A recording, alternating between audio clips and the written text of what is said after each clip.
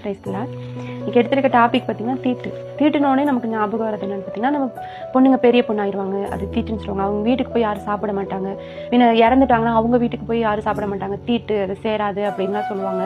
அப்புறம் நம்மளோட பழகிறவங்கலாம் கோயிலுக்கு போகணும், சிக்கன் சாப்பிட மாட்டோம், மட்டன் சாப்பிட மாட்டோம், செவ்வாய்க்கிழமை முட்டை செய்ய மாட்டோம், அதெல்லாம் தீட்டு, சாமிக்கு ஆகாது, அந்த மாதிரிலாம் சொல்லுவாங்க.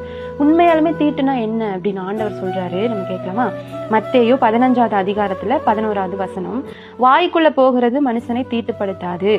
வாய்க்குள்ள நம்ம சாப்பிட்ற பொருள் நம்மளை தீட்டுப்படுத்தாது, வாயிலிருந்து புறப்படுவதே மனுஷனை தீட்டுப்படுத்தும் சொல்றாரு. வாயிலிருந்து புறப்படுறதுன்னா என்ன? நம்ம வாயிலிருந்து வார்த்தை தான் புறப்படும், அதுதான் தீட்டுன்னு சொல்றாரு. பாருங்க 17வது வசனம், வாய்க்குள்ள போகிறதெல்லாம் வயிற்றில் சென்று ஆசன வழியாய் கழிந்து போகும் என்பதை நீங்கள் இன்னும் அறியவில்லையா? நம்ம சாப்பிட்றது நம்ம வயிற்றுக்குள்ள போயிட்டு அது ஆசன வழியாகி நமக்கு அடுத்த நாள் காலையில அது டைஜஷன் ஆயிடுது, பாத்ரூம் நம்ம போயிடுறோம். அதனால அது நம்மளை தீட்டுப்படுத்துறது கிடையாது.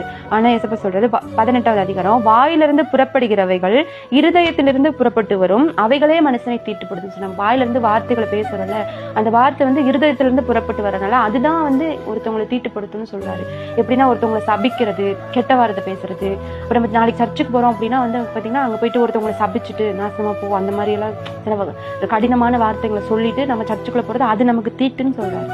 யாரை கஷ்டப்படுத்தக்கூடாது, கெட்ட வார்த்தை பேசக்கூடாது, தேவையில்லாத அடுத்தவங்களை கஷ்டப்படுத்தக்கூடாதுன்னு அதுதான் நமக்கு தீட்டுன்னு சொல்றாரு. அதனால நம்ம அந்த மாதிரி தேவையில்லாத வார்த்தைகளையோ அடுத்தவங்களை கஷ்டப்படுத்துறதோ அதெல்லாம் நம்ம பண்ண வேணாம். கர்த்தர் உங்களை ஆசீர்வதிப்பார்.